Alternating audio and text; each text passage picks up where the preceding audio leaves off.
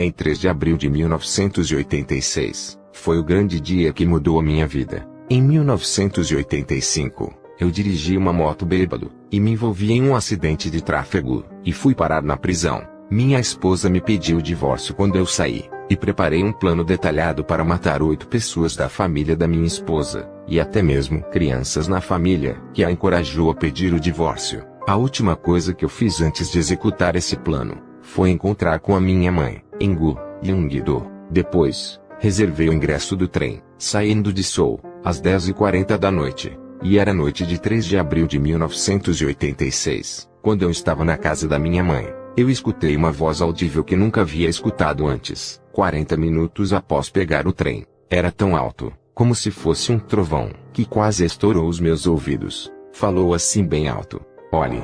Me sentindo meio estranho, olhei para fora, e olhei em volta, mas não havia ninguém. Duvidando de mim, voltei para o meu quarto. Eu estava à beira de acender um cigarro, quando de repente, o quarto ficou claro. Eu estava surpreso, e olhei para a porta do quarto, e na confusão no momento daquele instante, eu gritei em choque. Vi uma luz de arco-íris que brilhava, e havia algo andando na luz, olhando para cima. Era uma pessoa usando roupas brancas. Devido à luz brilhante, eu não podia ver o seu rosto claramente, mas tinha a aparência de humano. Depois de um tempo, uma carruagem retangular puxada por cavalos o acompanhava. Por trás, havia 3 assentos na carruagem, e o assento do meio estava vazio, e 2 pessoas vestidas de branco sentados em ambos os lados. Se alguém que acredita em Jesus tivesse visto a cena, seria tocado grandemente, mas eu só estava pasmo, porque eu era ateu. Em um ponto, devo adicionar isto: eu senti a minha ira desaparecendo. Eu acordei a minha mãe que estava dormindo do meu lado, mas parecia que ela não havia visto a cena, e ela me ignorou dizendo: "Não seja ridículo", e voltou a dormir. Eu olhei para a carruagem de novo, e me assustei. Uma pessoa parecida comigo estava sentada no assento, o assento que antes estava vazio. Eu toquei para ter certeza de que ele era real. Era como se eu estivesse olhando para um espelho. Assim que eu sentei, a carruagem partiu. Depois disso, eu pude presenciar claramente o céu, e também o inferno. Depois de passar por uma rua de ouro brilhante e deslumbrante, passei por um lugar que pessoas como eu estavam andando por um jardim de flores, e as cheiravam. Pude ver que as pessoas vieram de toda a parte do mundo. Eu claramente vi o rosto do meu tio da parte de minha mãe, que era cristão. Ele morreu de uma doença, porém, não pude encontrar nenhuma marca de doença nele. Sua aparência era jovem, mais ou menos 30 anos de rosto, e de corpo. Parecia quando eu vi, na 3ª ou 4ª série na escola. Paz e alegria, a ausência de qualquer ansiedade ou preocupações do mundo era claro. Podia ver seu rosto, ouvindo o som de música contínua. A carruagem dourada passava por casas douradas, muito brilhantes. Depois de dirigir por alguns dias, depois de chegar lá, os anjos que não respondiam o que eu perguntava, eventualmente disseram: "Aqui é o céu." Com uma voz bem audível. Havia um número incontável de casas, que se estendia pelo horizonte. Uma coisa em comum que eu via em todas as casas, que eu nunca havia visto na Terra, era que elas eram nitidamente organizadas e estavam prontas, esperando para que seus donos mudassem para elas. Diferente de onde o meu tio estava, eu não podia ver ninguém. Eu perguntava aos anjos, mas eles não me respondiam. De repente, a carruagem entrou em lugar escuro, como se fosse noite. A única fonte de iluminação era uma luz resplandecente do tamanho de uma lua cheia. Tinha o formato de pessoas, vestidas de roupas brancas como aquelas que dirigiam as carruagens. A música em que eu ouvia antes já tinha parado. O medo entrou em minha mente. Antes que eu desse conta, eu estava com medo. Então eu pensei: agora que eles me mostraram as coisas mais lindas que eu nunca irei ver na Terra, eles irão me matar. Uma luz com formato humano estava iluminando uma pessoa antes que eu notasse. Eu pude testemunhar o meu pai, que havia morrido 6 anos atrás. Ele que ganhava o pão e tomava conta da família. Ele sucessivamente mantinha a posição de erudito diretor quando ele estava vivo. Ele passava uma ordem impetuosa para parar, quando ele ouvia o J de Jesus. Quando este homem estava na cama à beira da morte, se tornou miserável, e o seu corpo inchou tanto, que parecia que ia estourar.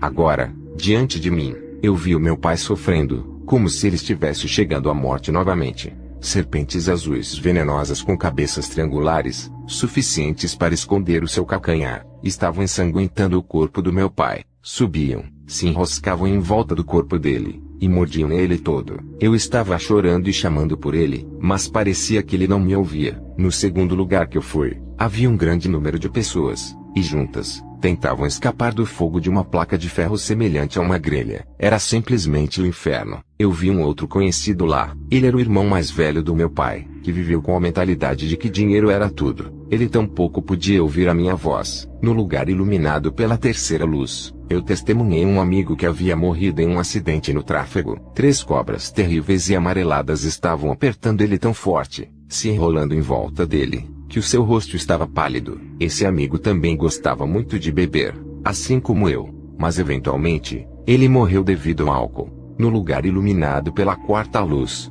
eu pude contemplar pessoas emergidas até a cintura, em um pântano profundo. Pequenas bestas desconhecidas os torturavam, subiam neles, e os mordiam todos. Eu pude reconhecer 2 pessoas, um parente, e um amigo de infância. Eles estavam inevitavelmente sofrendo, tentando escapar das bestas que estavam arruinando seus corpos para a direita e para a esquerda. Eu não sabia no momento, mas descobri que o parente estava indo à igreja, porque ele simplesmente ouviu que na igreja curava doenças, e não havia fé verdadeira. Ele perdeu seu tempo indo à igreja pela metade, tendo um pé na igreja e o outro no mundo. Meu pai, eu vi no inferno, e o meu tio, eu vi no céu, como eu nunca imaginei. O inferno que eu vi era um lugar inimaginável e cruel. Eu claramente vi meu pai, tio, amigos e parentes em um lugar terrível e escuro. Não havia nada que eu pudesse fazer, senão chorar por eles. E eu que pensava que tudo acabava depois da morte, encarei a verdade.